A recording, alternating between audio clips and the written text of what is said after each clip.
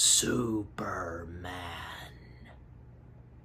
What a way to start this reaction video, I know. But yeah, hey, why not? Because I've got the action figure, and you know exactly what the next Nostalgia Critic video it is that I'm reacting to. That's right. His review about this Iron Guy. You know, yes, that's right. The Iron Giant. Yep, so The Iron Giant. What a cult classic animated film this is from the one and only Brad Bird himself. Yeah, what do I have to say about The Iron Giant? It's such a great animated film. It's unfortunate, and if you know the history of this film, and any of you like me who are fans of Brad Bird, and, you know, what he has done in the realm of animation, even on the side of live action as well, the realm of live action films, most notably Mission Impossible. Yeah, the lengthy history of the Iron Giant from beginning to end, and how, you know, unfortunately, there wasn't that much promotion for this movie, but it wasn't until as the years passed, and Brad Bird being more recognizable, most notably with The Incredibles, and when The Iron Giant would grow a cult following and such, and how much of a great animated film this would turn out to be. Definitely. Yeah, I've of course seen The Iron Giant before, and yeah, I mean, it's really good. It definitely is. And I would like to point out, as I've sometimes done before, the Nostalgia Critic's review of The Iron Giant, I've seen a few bits and pieces of it, okay? I know one joke that comes up earlier and that he does in his review of The Iron Giant in relation to something Futurama. I'm sure you guys probably know what I'm talking about, and any of you that have already seen this, but yeah. So, yeah, and as I recall, because, again, I've seen bits and pieces of his review of the film, pretty sure, yeah, he's given some positive things to say about it, and, yeah. You know, not to mention that Doug, you know, a.k.a. the Nostalgia Critic, being an admirer of Brad's, knowing Brad since, this, The Simpsons, and Family Dog. Yeah, does anybody remember Family Dog and knew that Brad Bird was involved with that? I'm pretty sure that, yeah, because there's even a YouTube video talking about, say, Family Dog. Well, basically Tim Burton. A really good video that I recommend where, you know, the history of Tim Burton on television, and one of them being Family Dog. If I remember correctly, yeah, Tim Burton stepped in doing Family Dog after Brad Bird's departure. And if you know about that, by any chance, but yeah, so. You know, not to mention that Brad Bird and Tim Burton, big names in the film business, and, you know, especially on the side of animation. Now, of course, we know that Tim Burton, most notably with his directing career and doing a lot of live-action material, but him doing animation stuff, that's another thing. So, yeah, you know, not to mention, because animation really is what got him started and, you know, soon leading him in this path, you know what I'm saying? Just, yeah. And, yeah, not to mention that Family Dog, the dog, that is, being modeled after, well, something of Burton's, which being Frankenweenie. You know, that type of breed dog and such, you know, which would be the look and model for Sparky, you know, especially in the stop-motion film. But I'm sure you know this, but yeah, anyways. And like I said, Brad Bird and Tim Burton being big names in the film business, and also John Lasseter, because those three guys, they started off at Disney, and I'm sure you guys know that all three of them, one by one, they would get fired and such. But had they not gotten fired from Disney, well, look what would come to them next for each of the three guys. Yeah, so. And seeing as how Disney would want them back, you know, in Disney. Well, I mean, most notably, because for both Brad Bird and John Lasseter, Pixar, and Tim Burton, The Nightmare Before Christmas. But, you know, but anyways. So, again, I've seen bits and pieces of this, and I don't seem to recall, because maybe Doug possibly talking about the significant edition. What's the name of that specific version? You know, like the special edition version of the Iron Giant, but it has a specific name to it. 3 things that were cut, but were added back into the Iron Giant. Like, 2 deleted scenes, and 1 that, was on the television, but Brad was not able to put it on in the film on a television, instead doing a breakfast commercial. I think you know what I'm talking about. The whole thing of the Iron Giant's, one of his hands turning on the TV, and, it's a breakfast commercial. But what Brad originally had in mind, which did make it into the special edition version of the Iron Giant, Tomorrowland, from Walt Disney's Disneyland, Tomorrowland, promises of things to come, that whole thing, yeah. And coincidentally, when that, special edition version of the Iron Giant came out in 2015, that was the same year when, Brad directed a live-action film of Disney's, which being Tomorrowland. But, yeah. Alright, but enough said. Without further ado, let's see what Doug, aka the Nostalgia Critic, has to say on the Iron Giant. Beginning in 3, 2, 1, go. This episode brought to you by Stamps.com. Why go to the store to get stamps when you can have them printed right at home for your convenience? Also, I do have Hogarth with me, because you saw me with the Iron Giant figure. I have Hogarth. Yeah. Thought I'd throw that out. It's amazing, like, the detail on the face. That's not going to focus, but that's okay.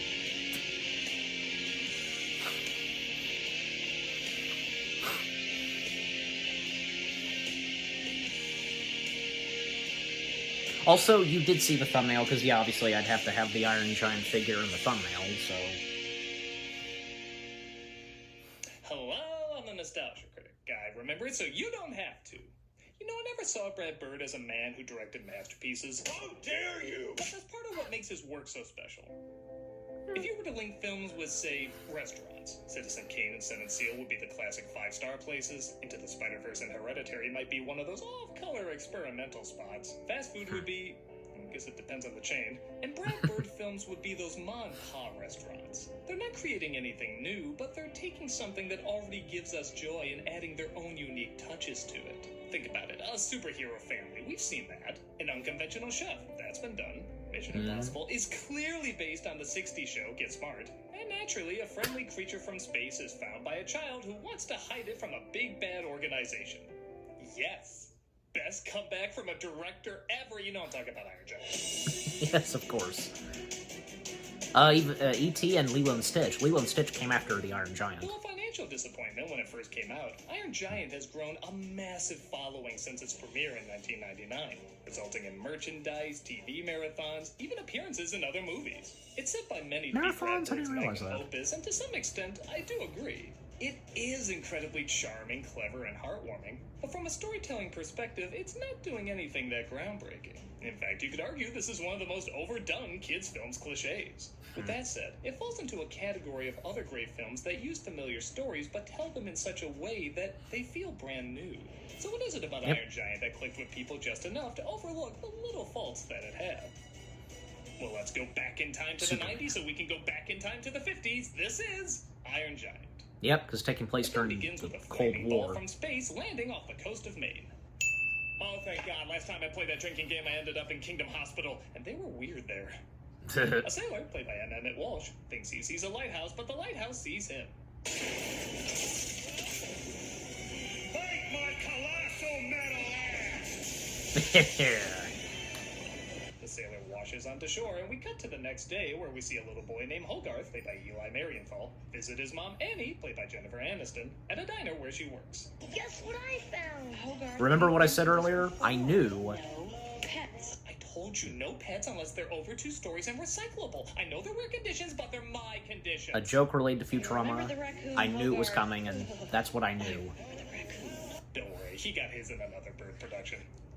His new True. pet is a squirrel that escaped and goes up the pant leg of a customer named Dean, played by Harry Connick Jr. My son bothering Can't Doug say voiced by? Yes. Come on. No! Call me Dean. Don't worry, she's used to this behavior when people ask about a friend's reunion. He interrupts talking to the little boy to take his squirrel out of his pants. What was this rated? And it runs amok throughout the diner. Insert Phineas and Ferb joke. Squirrels in my I don't know if pants. there's a poll for the best spit take, but that would definitely be in the top 3. Yeah.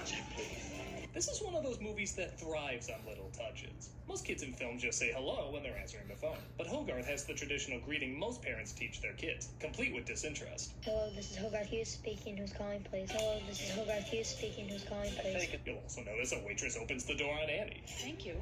If you've worked at a restaurant, you know it doesn't matter if she cured polio, that's your bitch of the day.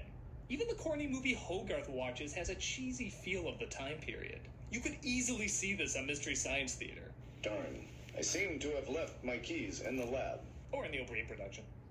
Something messes with the reception, though, and everything else around the house, so Hogarth gears up to search for what it could be. That. Minus 2 points for not making a teaser poster out of that! He finds the It would have Iron been good Giant, as a making this a very teaser short movie. poster. No, he's spared, but our giant friend gets zapped when he's trying to eat some metal. Hogarth saves him by turning off the power. You know those giant on-off switches that are easy to access. How's the power outage not happened here earlier, causing the giant to pass out? Somehow this is still less scary than the snowman that came to life last winter. The giant disappears, and he stumbles across his mother searching for him. It's a Hogarth. robot! Really, it is! Stop it! Just stop. I'm always impressed how Aniston can take what's often a very thankless role and give it more dimension than what's usually written. Annie's not the most complex character, but every line delivery sucks you into whatever emotion she's going through. I'm not in the mood. Even the confusion in how she says okay is so believable, it gets a laugh. I forgot to wash my hands. Well, okay. Remember when that was met with a shrug instead of a you better? We may have our differences, but there's some things we can all agree on. The duck and cover short is the funniest part of the movie. Done by Teddy Newton. The only thing I think he did. The only thing that Teddy Newton did in this movie, I'm pretty sure. So they send in Kent Mansley, played by, I'm just gonna say it, the greatest typecast bully in cinema history, Christopher McDonald. Hogarth? Embarrassing name. Might as well call him Zeppo or something. He's one of those actors who always plays the same Happy horribly Gilmore. written antagonist, yet somehow Which one's that always again? makes it funny. I eat pieces of shit like you for breakfast. You eat pieces of shit for breakfast? No. He was He's the also in exact same Flubber. here. Not that Mansley The Robin is Williams badly version, of written. course. He's got a few funny scenes, and I swear to God this needs to be a t-shirt. But McDonald's performance elevates it to a whole new level of hilarity. Good for Happy Gilmore. Oh my God. Probably the homecoming queen. Oh my God. I also like he isn't just a kook that no one believes, like he talks about aliens or Bigfoot all the time or something. He has to be convinced like everyone else, and thankfully, he's convinced very early, making it funnier when no one believes him, as he knows too how totally ridiculous it sounds. A giant metal monster. He does have some sense, he's just not always that kind or bright in utilizing it. I don't feel safe, Hogarth. Do you? I'm talking about your gold-armed security, Hogarth! While you're snoozing in your wooded jammies, we're wide awake and worried. That's a great impression of modern journalism. Hogarth returns to the woods to find the giant, but it looks like the giant finds him. Do you talk? Blah, blah, blah, like that? You get the idea anyway. Why, this is so innocent. It must have a dog head turn. Don't you remember anything? Maybe it's that bump on your head. Of course, robot amnesia works the exact same as human amnesia. I'll tell you, if he acts like James Franco in his second childhood, I am all in. That's right! Now, this is embarrassing, but I once wrote you a play in high school. The giant, And you had to played play a by clip. Diesel's easiest An audio paycheck clip, I since should I say. am Groot, acts like a lost child who only trusts Hogarth as Yep, he then saved Diesel. his life. My name's I'm Groot. I am now the luckiest kid in America. It's like those Transformer movies, minus the horniness and racism. Surprising is this is the 50s. No. Me go. You stay. No following. Ever guessed at a track convention? He starts eating the tracks when, of course, a train starts making its way towards them. There's one here, that one there. Hey, good enough. Let's go.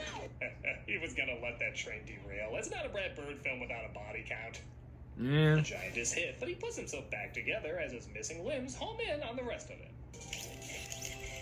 Wow, you can fix yourself? It took years of Buddhist meditation. Oh, okay. Here, okay, I'll be back. Mansley talks to the train engineers, voiced by Animation In-Jokes, and goes to Hogarth's house Yeah. to use the phone.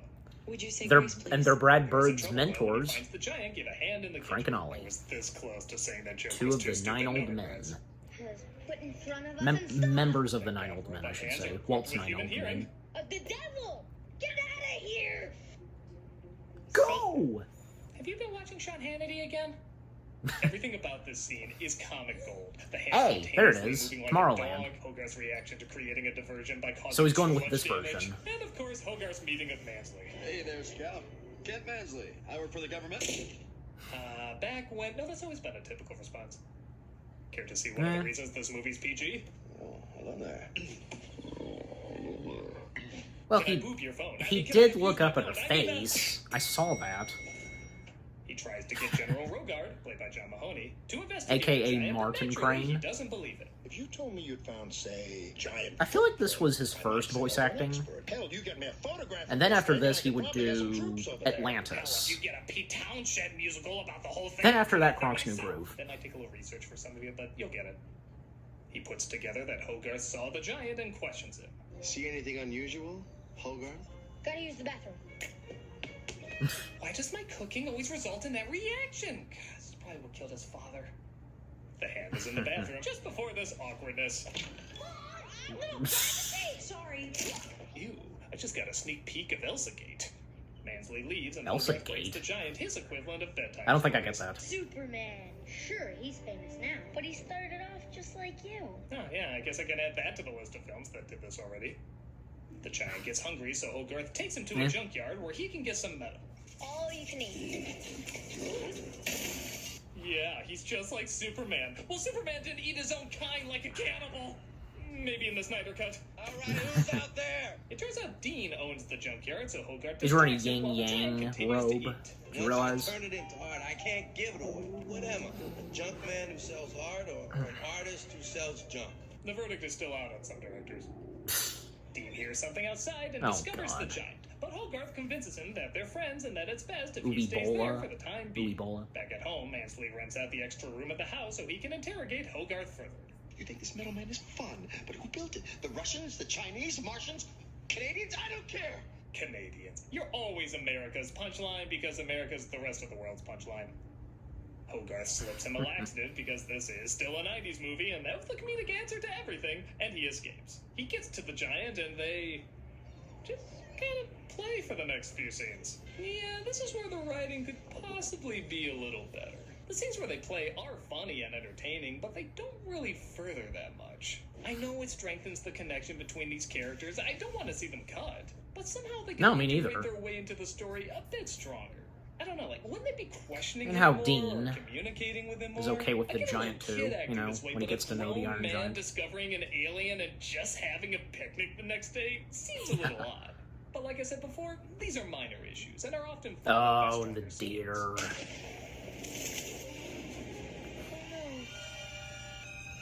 To be fair, that deer didn't notice a 100-ton robot till he was a few feet away. A hunter would have gotten him relatively soon. Yes. Guns kill. Very important about the whole gun That's why thing. you'll never see me with one of those. Well, I'm a hypocrite. Okay, commercial break. Okay. And a sponsor, I presume? Yes, alright. And by the way, same thing for me. Quick jump cut. Okay, guys. Well, the reason being for that jump cut is because, well, like Hogarth, technically, for me, bathroom break as well. Yeah, I mean, even though, because Hogarth, he was pretending that he had to go to the bathroom and, you know, with what just happened, but yeah. But yeah, really, for me, because, yeah, I had to take a bathroom breaks, but yeah. But I'm back, and, yep, resuming the reaction, everything's good, so yeah. yeah, I'm skipping the sponsors, stamps.com. There we go. All right. So, yeah, and, time out still, because, and because I've now skipped the sponsor up to 16 minutes and 3 seconds, and there's only 8 minutes and 14 seconds left. Yeah, so far, what Doug, aka the Nostalgia Critic, has had to say about the Iron Giant, well, giving it some positive things to say, but still, because, with some jokes here and there, and what he references and such, yeah. And like I said, because, I whipped out the Bender action figure, you know why, because, yeah. And like I said, I've seen bits and pieces of his review of the Iron Giant, that being one of them that I remembered so well. Yeah, the Futurama joke. And there's actually some concept art pieces online with Bender and the Iron Giant crossing paths and such. Maybe you've seen them too. But yeah, because, there was an episode of Futurama where we do see Bender as a giant robot and saying the line, "Bite my colossal..." Yeah, that was great, and how fitting it is to insert that in the review of the Iron Giant. Yeah. And yeah, it's nice to see that this version of the Iron Giant that Doug, as the Nostalgia Critic, is going for, even though, I don't know, because I don't think we've gotten up to the part where, in the special edition, the Iron Giant has that nightmare scene. Pretty sure. I don't think so. Not yet. But, yeah. So it's nice that he's going for this version. And, yeah, because seeing Tomorrowland on the television, and as I talked about even before starting the video, but, yeah. Yeah, because some other things that he pointed out, like, yeah, again, two guys on the railroad, Frank and Ollie, because, again, they are Brad Bird's mentors and icons of animation, and, Frank and Ollie being two of the members of Walt's 9 Old Men. If you know, you know, and any of you Disney fanatics like I am, so, like me, that is. And also, well, because, this kind of storytelling of, a human being bonding with a species from another planet and in outer space, and how we would get more of that material even after the Iron Giant. Again, like I said, most notably Lilo and Stitch, that being another one. But, from, say, E.T., the Iron Giant, and Lilo and Stitch, the same, plot and where the movies take, but at the same time, they still deliver something fresh, and that's a good thing. Now, I don't know about, say Mac and Me, because it was funny that he referenced Mac and Me. Now, clearly, Mac and Me is supposed to be, McDonald's own E.T. wannabe, because, McDonald's technically being involved in Mac and Me, but, still. If you know, you know, but, yeah, anyways. And if there's anything else to mention, no, not really, just, yeah. Oh, actually, yeah, one other thing before I resume the video, time back in, because, again, the whole nuclear cartoon thing that was shown in Hogarth's class being done by Teddy Newton, as I mentioned, that being, the only piece of animation or something that he did in The Iron Giant. Because if you know Teddy Newton, especially his involvement, I guess, yeah, with Brad Bird, but even, other, animation stuff that he's done, even, some that he's done on his own, I don't know, just, the way Brad Bird and others have described Teddy Newton, especially with The Iron Giant. And if you've had the DVD of The Iron Giant, and in the bonus features, the Teddy Newton X Factor, that whole thing, according to them, because Teddy would come up with something that you would not think of in a million years or something. Whatever Teddy Newton comes up with, and so on, even when, Teddy, once again worked alongside with Brad on The Incredibles, because, yeah, Brad brought in a good chunk of his guys from working on The Iron Giant to come work at Pixar and starting with The Incredibles. Yeah, same thing, because Teddy Newton coming up with ideas and specific things that you wouldn't even think of, and it would be impossible to put in. So, you know, it's like a whole sequence where Hogarth's mother is gonna be going on a date with Dean. If you know about that, just, yeah. I don't really see anything wrong with that, but it's pretty interesting, I guess, you know. And also, I can think of, say, Jack Jack Attack, you know, the incredible short film.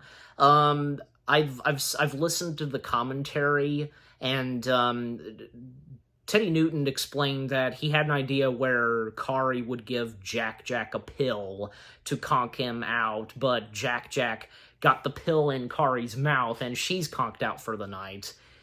Yeah, even like my mom, she felt like, you know, that wouldn't seem appropriate or something like that. Yeah, and Brad, again, just like in the commentary, him saying about Teddy, not to be harsh on Teddy, but still, you can, like, you know, you could not, like, I can't remember how he specifically says it, but, you know, again, but like I said, you know, Teddy coming up with ideas that you would never think of, and sometimes it would be impossible to use them. So, yeah, anyways. Even Brad even saying that he'd be in the X Factor feature of the Iron Giant, you know, Teddy Newton, like, I don't know if I fully understand him, though. Does he not still? Yeah. All right, but enough said. I've been talking too much. Yeah. All right, here we go. Time back in. Having a good time. Hope to see you there.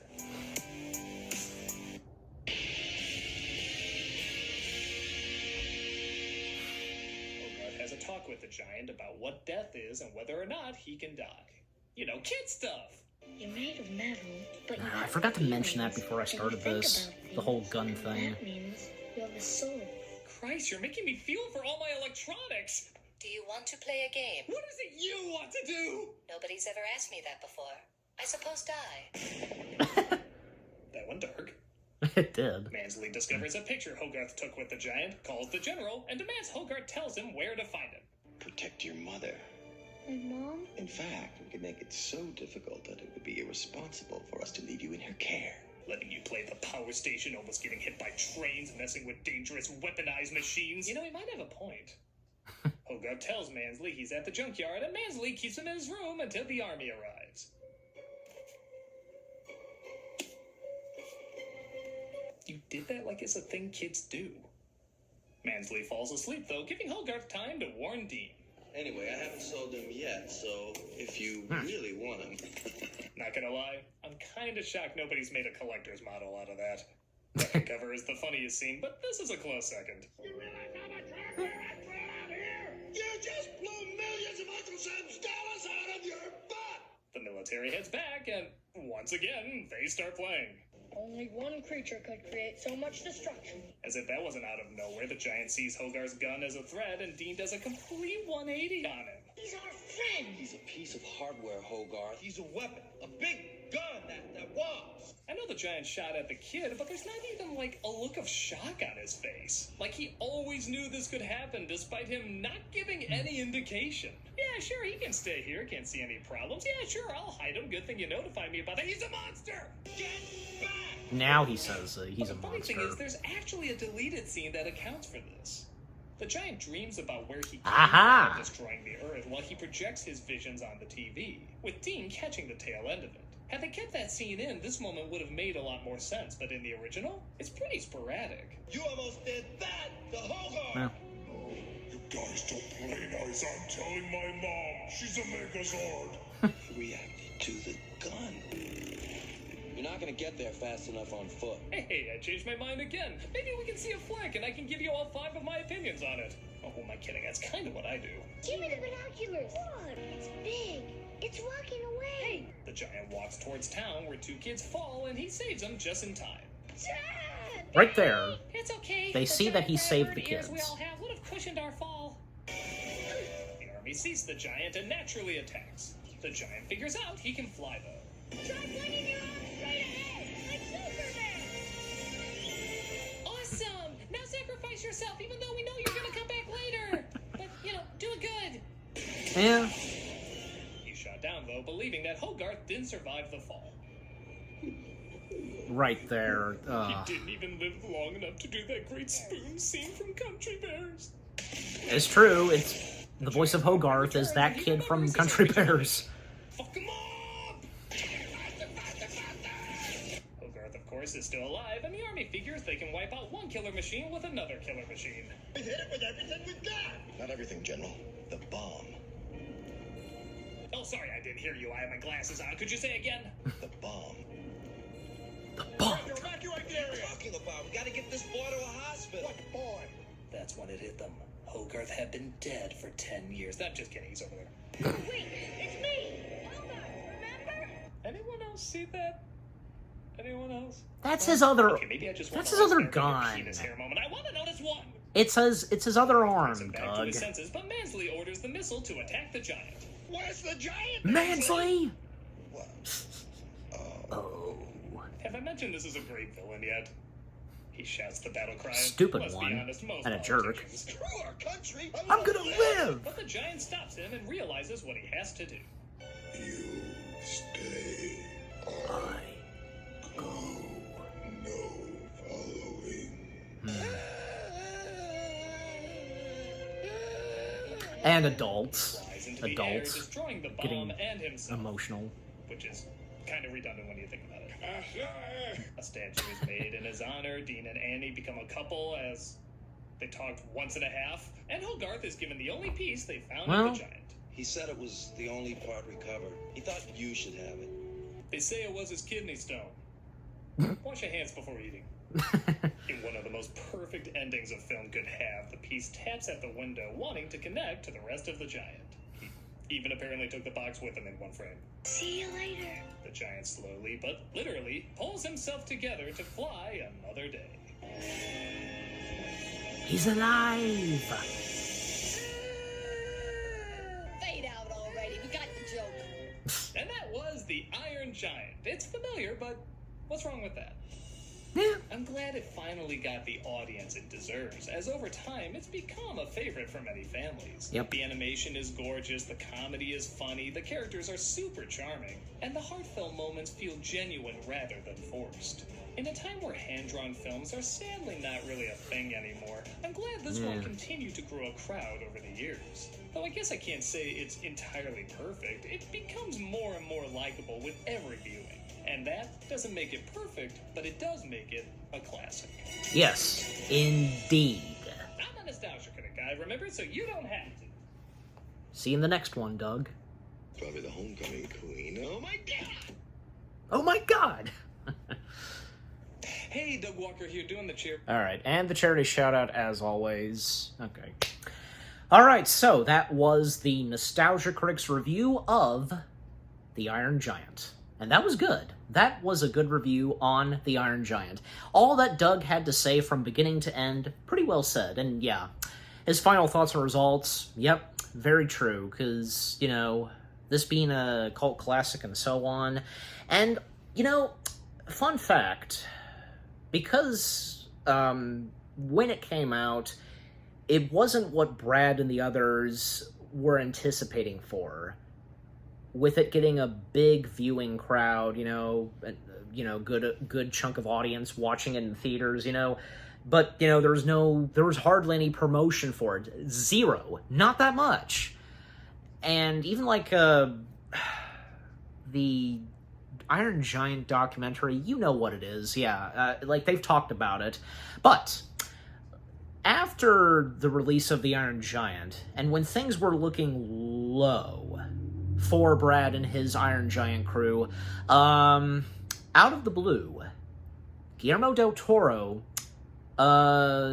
messaged Brad and the others, because obviously he had seen the Iron Giant, and, well, no doubt that he really enjoyed it. And he gave them a good statement, a very good, wise statement and such, And what a nice guy Del Toro is, because what he had to say to Brad and the Iron Giant crew, telling them that, you have made a cult classic. You made a classic, and people will remember this for a long time and such. How Del Toro said it. And maybe some of you know this too, if you do by any chance. Yeah, that was well said by Del Toro. Yeah, his appreciation for the Iron Giant. And I'm sure, Del Toro can sense the fact what was happening with the Iron Giant, but obviously, knew how great the Iron Giant was, and, that they've made a classic. You get my point, and what Del Toro said to them. Yeah, and the whole thing of a gun, soul and such, because, well, the Iron Giant is based off of a book by the same name, technically, but in the U.S. it was, in the U.S. the book is called The Iron Giant, but, originally it was titled The Iron Man. But I think you know why the title had to be changed in the U.S. It's obvious. You see, because the author of, is it Ted Hughes? I think, yeah, that's the name of the author, yeah. His inspiration for writing the book was because, there was a sad tragic in his family, the loss of his wife. She killed herself with a gun. And he wrote this story to calm his kids, have them in relaxation such. If you know, you know. And Brad got very attached to this story. And one of the big reasons why he wanted to do the Iron Giant. Because another thing is, if you know about this too, before the Iron Giant, Brad Bird was involved in another animated project, which being Ray Gun. And if you know Ray Gun, you know. But unfortunately, Warner Brothers, when they bought out Turner Animation, and Turner Animation was supposed to do Ray Gun, when Warner Brothers bought out Turner Animation, well, Ray Gun was canceled, indefinitely, just, at that time. But Warner Brothers, it was kind of them to do this, that Warner Brothers did allow and offer Brad to do something else in animation, give him another animated project, and this being this. And again, Brad being very attached to this, and, well, because he went through a same kind of experience as well in the family, where he sadly and tragically lost his sister to a gunshot and such, from her husband. And if you know that story, yeah. Very sad, it really is. And the whole thing of what if a gun had a soul? Yeah, so, yeah. Yeah, just, from beginning to end, The Iron Giant, it's no disappointment, it's really good. And like Doug pointed out, because showing 2 clips from Animaniacs, the squirrel, what's his name, getting emotional. Well, yeah, because, even watching people's reactions to this, and I'm sure you've seen reaction videos to the movie, yeah, a good chunk of them getting emotional over the Iron Giant, especially when the Iron Giant, he sacrifices himself, and by saying, Superman. Yeah, so good. Yeah, I don't know what else to say, because, yeah, Doug did an excellent job at reviewing this, having a lot of good positive things to say about it from beginning to end, and with some jokes here and there, they were pretty good. Just, yeah, overall, his review of The Iron Giant was a really good one. And what about you guys? What did you think of his review of The Iron Giant itself? Doug Walker, aka The Nostalgia Critic.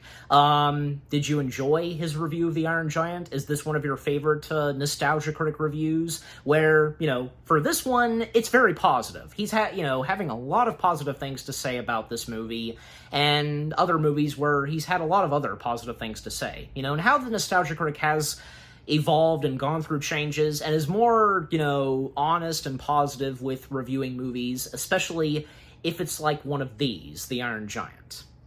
Is The Iron Giant one of your favorite movies, one of your favorite animated movies, favorites from Brad Bird, Warner Brothers, animation, just, what are some of your favorite moments, and what were some of your favorite jokes from his review? Just overall, what do you think of the Nostalgia Critic's review of The Iron Giant, and with what I've had to say, my reaction, and yeah, what did you think of my reaction to it?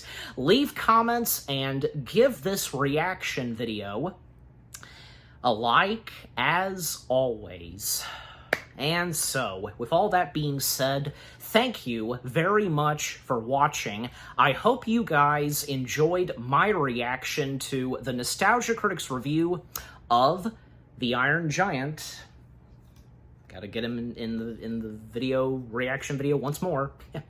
More reaction videos are coming your way. They're going to be awesome. Keep looking forward, and I'll see you guys in the next video / reaction. Take care, and peace out. Superman.